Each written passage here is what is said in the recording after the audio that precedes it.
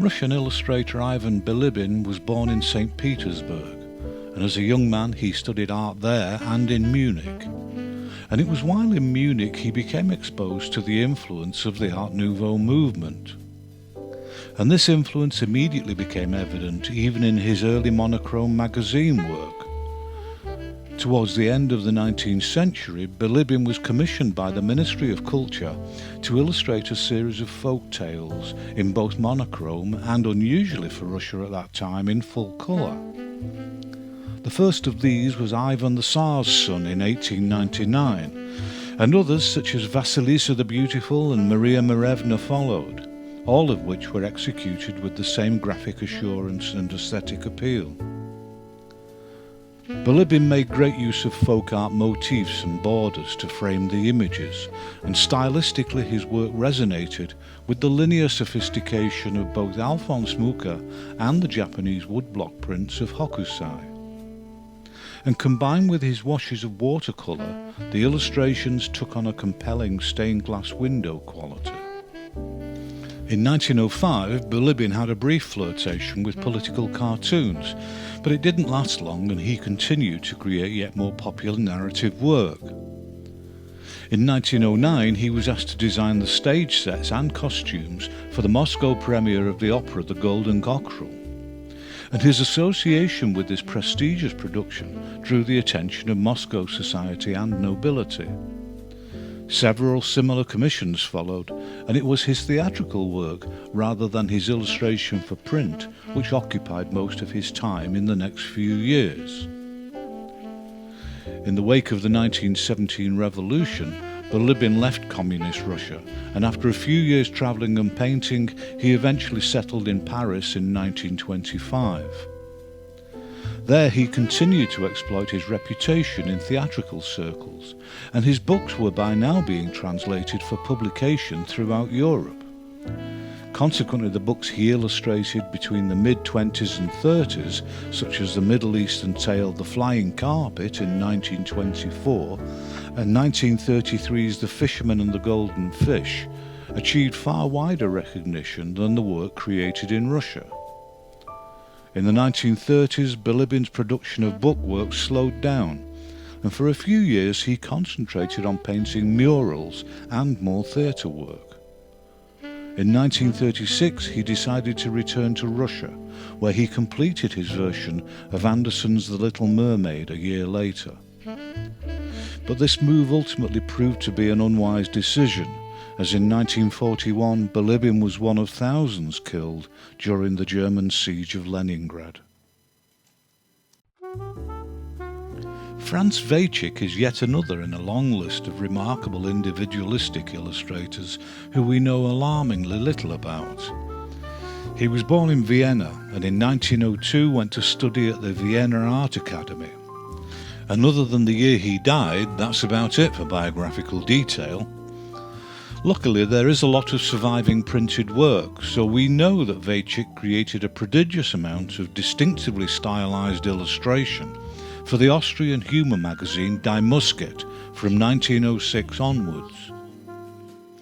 The meaning of many of these bizarre images is lost on the modern viewer, but they make for a compelling collection, with menacing dark themes, a frequently absurd surrealist flavour, and occasional hints of sinister eroticism.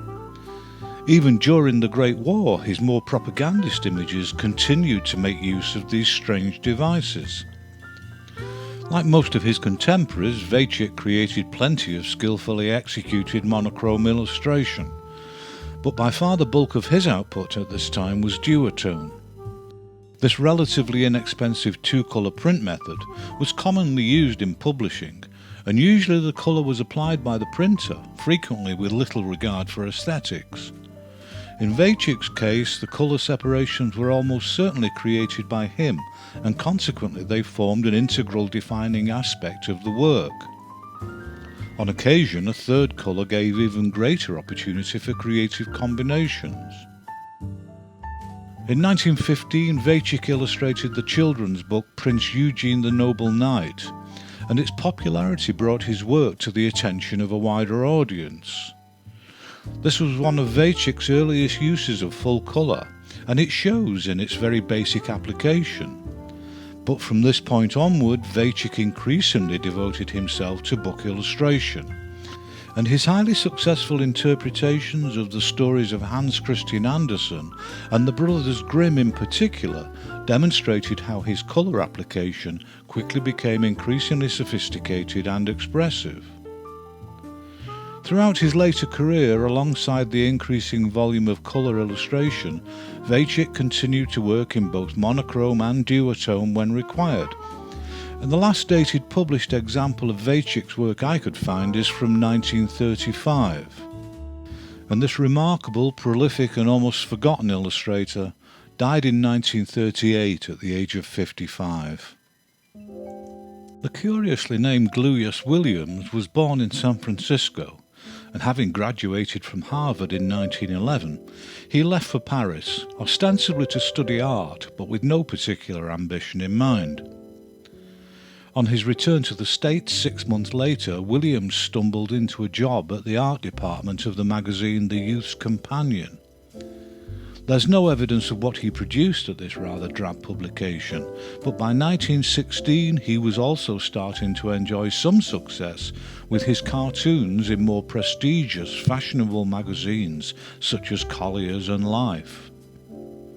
These early works show an obvious fascination with minimal black and white, but Williams was as yet lacking confidence in anatomy and posing. But it didn't take long before Williams had resolved these issues, and by 1920 he had given up his job for a full-time freelance career. In 1922, Williams illustrated a book entitled Of All Things, a collection of essays by the humorist Robert Benchley. And this proved to be the beginning of a wildly successful partnership, and there were many more collaborations over the next 2 decades, providing Williams with an enviable reputation and an income to match. In 1924 he began a series of single-panel daily cartoons, which were syndicated across many American newspapers over the next 25 years. These cartoons had no fixed cast of characters, but they invariably made deceptively light-hearted fun of the frustrations and foibles of suburban middle-class America.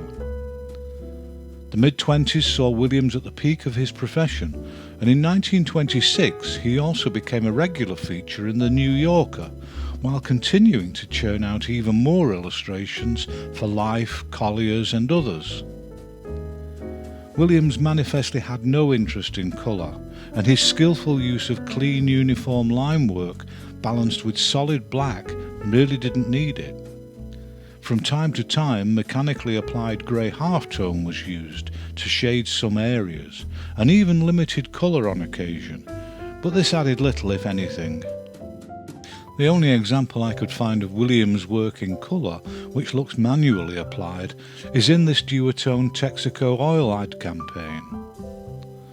Williams' career continued to flourish up to 1953, when at the age of 65 he just decided to stop. He's quoted as saying, "It seemed like a great age to retire, so I did." And Gluyas Williams appears to have lived a particularly long and happy retirement up to his death in Boston at the age of 93. Although born in Italy, Ludwig Bemelmans was Austrian, and in his teens he worked in a hotel owned by his uncle before emigrating to the United States, hoping with the optimism of youth to pursue the life of an artist. While he attempted unsuccessfully to achieve this ambition, he had to support himself working in the hotels and restaurants of New York. But by the 1930s he had managed to find his way into the world of children's publishing, and his first book as author and illustrator was Hansi, which was published in 1934. The illustrations for this charming little tale were distinctively gestural, rendered loosely in watercolour and coloured pencil. And although nobody could call them skillful in the traditional sense, they had a genuinely refreshing and expressive human quality that remains hard to quantify, and the book sold well. He also had success with Castle No. 9 in 1937, But it was when he published the first Madeleine book in 1939 that he began to get global attention. The disregard for formal drawing conventions which he had first applied in Hansi came to full fruition with these gloriously wild and disjointed illustrations of the life of the little French schoolgirl. They demonstrated that children didn't need representation in the pictures they liked, and the books sold in large numbers all over the world. Bemelmans went on to publish 6 Madeleine stories in his lifetime, and a 7th was published after his death. Success breeds success, and Bemelmans became a particular favourite of the New Yorker magazine, and he produced a series of complex and typically energetic images for their covers throughout the 1940s and 50s. Bemelmans' style was undoubtedly driven by his seemingly casual, gestural linear approach, but this was further enhanced by his similarly abandoned use of colour, which was created with loose expressive application of watercolour and whatever other medium he had to hand. In addition to Madeleine and his other children's books, Bemelmans also authored and illustrated many others for adults, including quite a few humorous travel books, including Hotel Splendide in 1941 and Hotel Bemelmans in 1946. The last of these was To the One I Love Best, published in 1955, and Ludwig Bemelmans died in New York in 1962 at the age of 64. Robert Fawcett was born in London, but grew up in Canada and America. He returned to London in his teens to study at the prestigious Slade School of Art, where he became convinced that he would become a successful artist. So once he completed college, he left for the United States in the hope of pursuing that ambition. Fortunately, he had the good sense to work as a commercial illustrator to pay the rent. And predictably, Fawcett soon realised it wasn't plain sailing in the world of art, and after experiencing limited success, he abandoned his grandiose ambitions.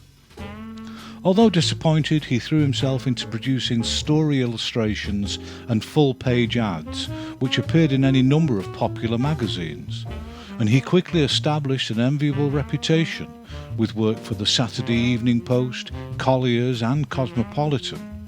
And his editorial work and occasional foray into the world of advertising kept Fawcett busy for the next couple of decades. In his illustration work, Fawcett abandoned the oils he had tried in vain to succeed with as an artist, and the images he produced for print were typically driven by the inking process, which was dynamic, modernist, and particularly expressive. And where colour was used, whether in duotone or full colour, Fawcett used either gouache or watercolour, and even combinations of the two, but it was always applied so that the line work was never obscured. And he brought an unrivalled sense of dynamic composition to all his images, which made him an ideal choice for dramatic fiction in magazines. He was much admired by his peers, and even earned the title the Illustrator's Illustrator. Consequently, in 1948, Fawcett was recruited by Albert Dawn to be one of the founding artists for the Famous Artists Correspondence course. And unlike many others, Fawcett saw no decline in popularity in his later career, and he continued working for magazines and advertising up to his death in 1967. And that's it for this instalment. Hopefully I'll see you next time.